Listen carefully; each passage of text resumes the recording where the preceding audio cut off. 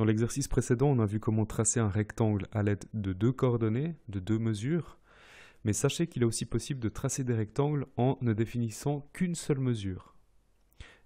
Grâce à cette technique, vous allez gagner pas mal de temps. Le problème d'AutoCAD, c'est qu'il est assez contraignant puisqu'il vous impose l'introduction de la cote en X et ensuite de la cote en Y. Donc ce que je vous propose, c'est juste de faire une petite modification de paramètres, c'est d'aller ici sur Saisie dynamique, vous faites un clic de droite, vous cliquez sur Paramètres et là vous décochez cette case et vous cliquez sur OK. De cette manière, vous aurez plus de liberté. Vous pourrez introduire d'abord la cote en Y plutôt que la cote en X. Alors, on va voir comment ça va se passer. L'idée, c'est de dessiner une coupe en plan de ce tiroir. On voit le résultat ici. Un tiroir qui fait 390 de profond pour 350 de large. Donc, marche à suivre, comme d'habitude. On va tracer un rectangle au code total qui part de cette croix. Donc, un rectangle de 350 horizontal, virgule, 390. Enter.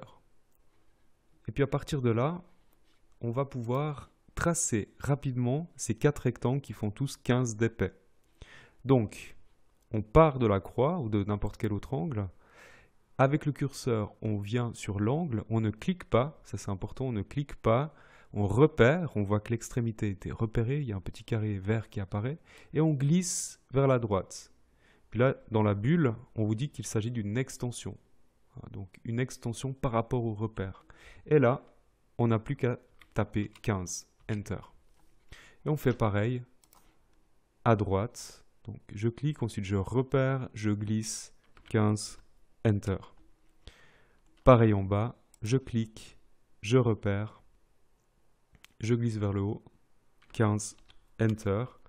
Et pareil, pour le dos de ce tiroir, je clique, je repère, je glisse vers le bas, 15, Enter.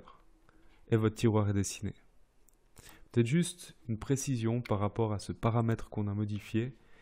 Si je reviens au réglage par défaut, donc clic de droite, paramètres, et que je recoche cette case, si je clique, que je repère sans cliquer, que je glisse vers le bas, que je tape 15, eh bien AutoCAD comprend que les 15 sont sur l'axe des X.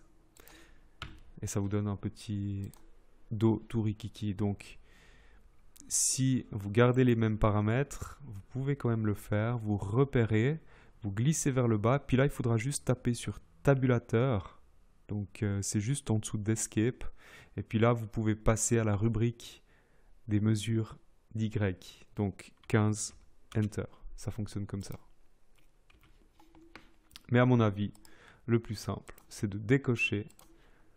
Et ainsi, on a beaucoup plus de liberté pour tracer la coordonnée en Y qui part d'un point de repère.